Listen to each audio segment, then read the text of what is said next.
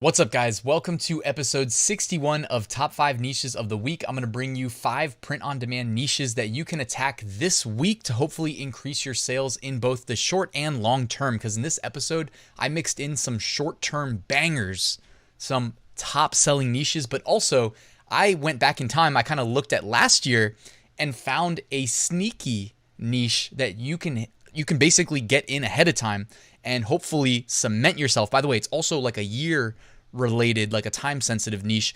So I think hopefully at least a few of you guys are going to give yourself a shot at becoming one of the top sellers in this high demand niche. And I also picked up, I guess I'm going to call it a fan favorite niche of my own that I'm a fan of, that I know is about a month away from absolutely blowing up. So I've got, seriously, this is one of the best episodes. Also, I'm pre-recording this because I'm in Colorado right now. I'm doing a lot of traveling this summer. I didn't get to travel last year, and you guys already know I quit my job last year. I was supposed to be traveling everywhere and ended up not really traveling anywhere. So I'm making up for it. But anyways, let's get right into it.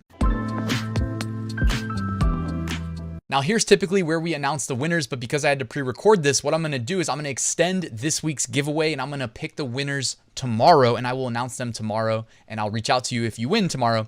So you have an extra day to enter this week's giveaway, which is at ryanhogue.com/giveaway.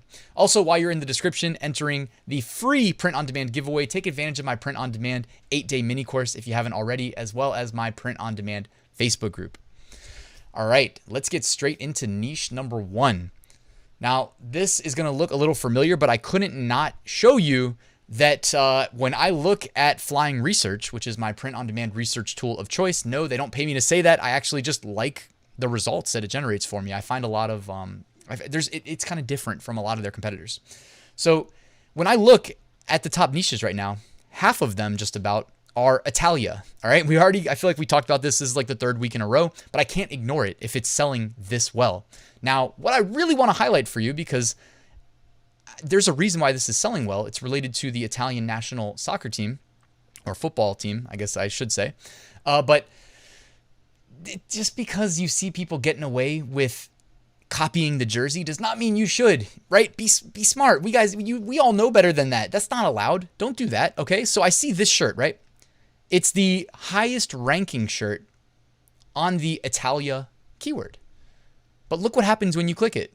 Oh, dogs of Amazon. I call this getting too cute. Somebody got way too cute and they said, oh, I know why people are buying ITALIA shirts. I'm going to make the jersey. And now their account is probably closed. Whereas if you just make a shirt that says ITALIA, is there anything wrong with that? No, of course not. Okay. So be smart. Don't infringe on replicating their, national team jersey. But ITALIA is allowed. A piece of text on a blue shirt is still allowed for sale on Merch by Amazon. So here you can see people that got in early are making an absolute killing, and it's probably going to wane at this point. The sales, it's going to die down, but I couldn't ignore it, because when you see half of the top 8 or top 10, you kind of have to, share that, right? If I'm doing an episode on top 5 niches. All right, niche number 2.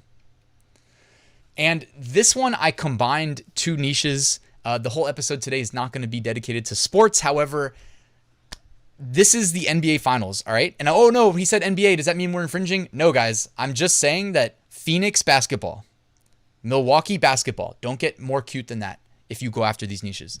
People in Phoenix are buying Phoenix basketball shirts. People in Milwaukee are buying Milwaukee basketball shirts.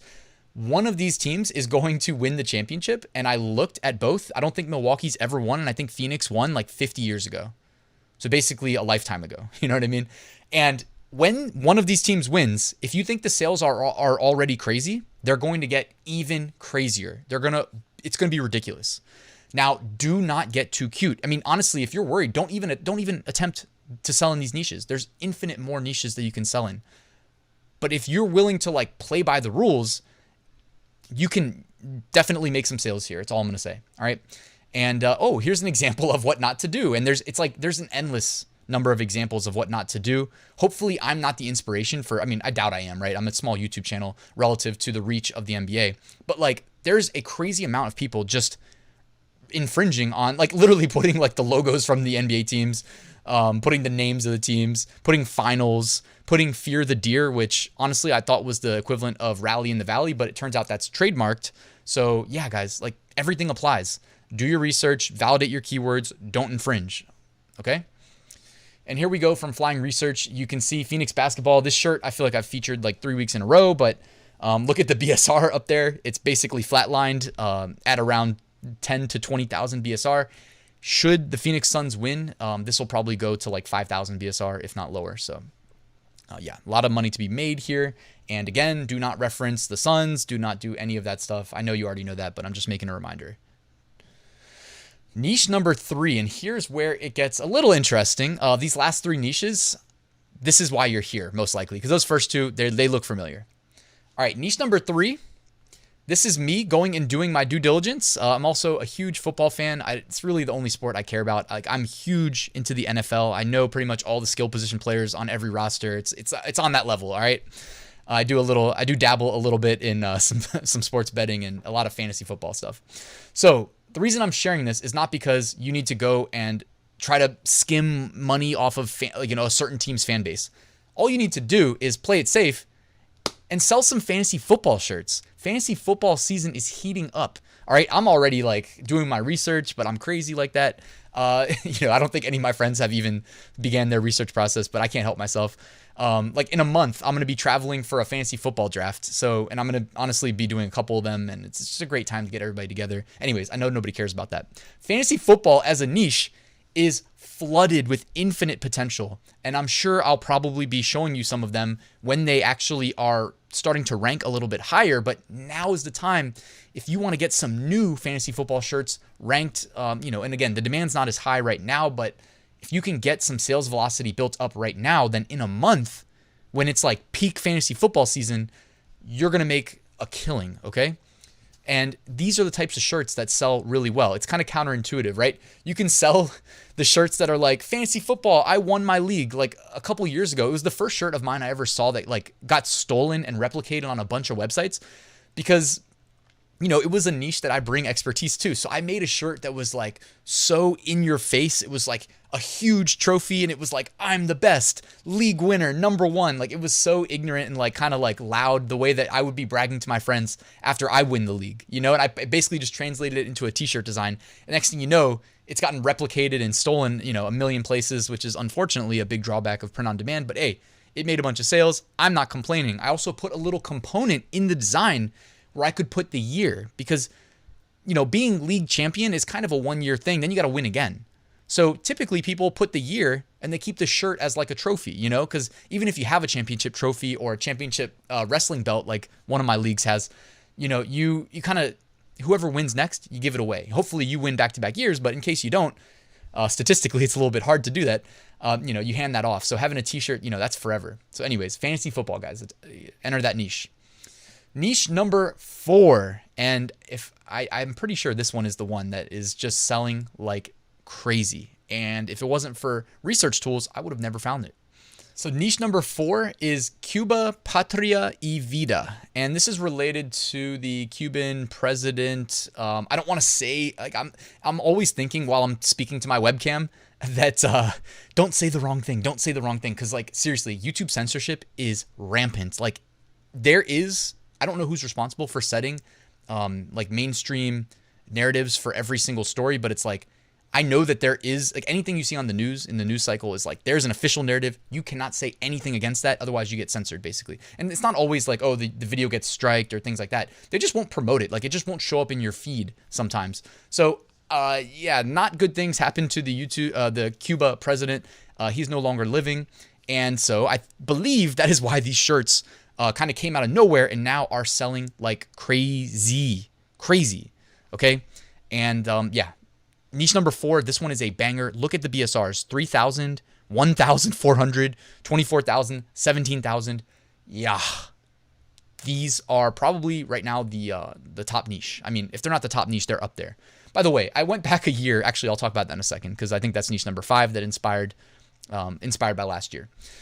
All right, so here you go from Flying Research. This one has a BSR of 33,000. And as we know, there's some competitors that are doing much better, but 33,000 is still really good. Like I'd love to have a shirt at 33,000, especially priced at $18.99 with only 5 reviews. And you can actually see some keywords that you may want to consider targeting down there. That's one of the benefits of using Flying Research. By the way, shout out to them. Make sure you enter the giveaway because whoever wins, well, the 2 winners are both going to get a license to Flying Research. And of course, you can also just pay to use the tool. It's a small monthly fee. Links to all the sponsors are in the description. All right, niche number 5, which is inspired from me going back in time 1 year ago. Okay, and you know what I always, every time I go back and I look at last year, I'm just like, man, 2020 was the year for print on demand. I know we can't go back in time, but man, like there was just no shortage of niches. And like I would be doing the top 5. Anybody that was like, all right, well, I'm going to go buy Flying Research and look at top 6, top 7, and get the ones that I didn't broadcast to the masses. Yeah, there was just an endless supply of niches last year. So man, it was good times. So last year, class of 2033 was selling really well. BSRs, 66,000, 84,000, 250. And again, I didn't just highlight and just screenshot the best sellers there. So yeah, class of 2033. Now add 1 year to that. I thought I was going to say, okay, when I was doing my prep, I thought I got a shirt that said class of 2034. Anyways, if 2033 sold last year, there's no reason not to think that 2034 wouldn't sell this year, right? Unless I'm mistaken. I don't have any kids, so if my math is wrong. But anyways, like if 2033 was popping last year, 2034, that is niche number 5. That if you want to get out ahead of it, if you have the upload slots to spare, granted, let me be clear. If you're in tier 10, you don't need to be attacking niches that are going to be popular in a month, right? If you're in tier 10, just chase what's hot right now. If you're in tier 500 or 1,000 and you got the upload slots, you can kind of prep for a niche that you know the demand is going to spike in the not so distant future. All right. And seller trends. This is something that I started doing about a month ago, and this is from the seller trends section of Flying Research. These are just some shirts that have gained a massive jump in BSR, meaning an improvement in BSR recently. However, I didn't vet any of these. I just screenshotted them. So just because this is here does not mean that you should be going and selling them. For instance, the Shark Week shirt. Stay away from there. I mean, if you're going to do anything shark related, make sure you don't say Shark Week because I'll almost guarantee you that's going to get rejected. Free Britney, again, always validate your niches. I don't know if those are still okay or not. If you go after that, be extremely careful. Christmas in July, we talked about that last week. Triple G is a boxer. I would definitely stay away from that shirt. And even the girls trip one all the way on the left, I'm pretty sure that's a movie and that may be referencing the movie. Because I'm pretty sure me and Marielle watched that movie and it was actually pretty good if that's the one I'm thinking of. But, you know, just be careful. Validate your keywords. When I say be careful, I mean validate your keywords, literally. Validate your niches, make sure it's not trademarked. Validate all your keywords by figuring out if there's already listings that exist on Amazon with those keywords. That's the best way of doing it, but it's also not foolproof. There's more to it, so. All right, looking ahead, if you want to sell some seemingly random shirts related to like random holidays, August 18th is Bad Poetry Day. August 19th, National Potato Day. August 20th, National Radio Day. August 21st, National Honeybee Awareness Day. And August 22nd, National Tooth Fairy Day. And a bonus shirt that I found funny while I was doing my research. This says, "What up, mofo?" And it's got some faux soup or pho, however you want to pronounce it. And I'm a big fan of the soup. And also, I think that's a pretty funny shirt. Deleted designs really quickly, brought to you by Merch Ninja. And what do you notice here trend-wise? I see somebody uploaded a bunch of like soccer jersey shirt replicas, which is not a good idea. You don't want to make jersey replicas of any sport because this is probably where you're going to end up. You're going to end up in the t-shirt graveyard and probably without a seller account. So guys, be careful. All right, and as I wrap up, just wanted to remind you there's a day left in the weekly print-on-demand giveaway. Also, I'll refresh the giveaway tomorrow so that you can enter and have a chance at winning licenses to a whole nother set of sponsors. But hey, guys, make sure you take advantage. It's completely free, and again, it's sponsored by Flying Research, AutomatePOD, All American Graphics, and Bubble Scout. You can find links in the description to the sponsors and the giveaway. Last but not least, guys, I did write a full print-on-demand course walking you through how I make six-figure print-on-demand sales every single year. If you would like to learn exactly how I start, scale, and automate my business, check it out. And thank you so much for watching till the end, guys. I do appreciate you. Do me a quick favor if you haven't already, drop a like on the video, especially because, I mean, come on. The niches today were fire, especially that niche number 4. It's going to make you guys some money. Drop a like on the video if you don't mind, and subscribe if you're not already. That would be great. And I'll see you guys tomorrow.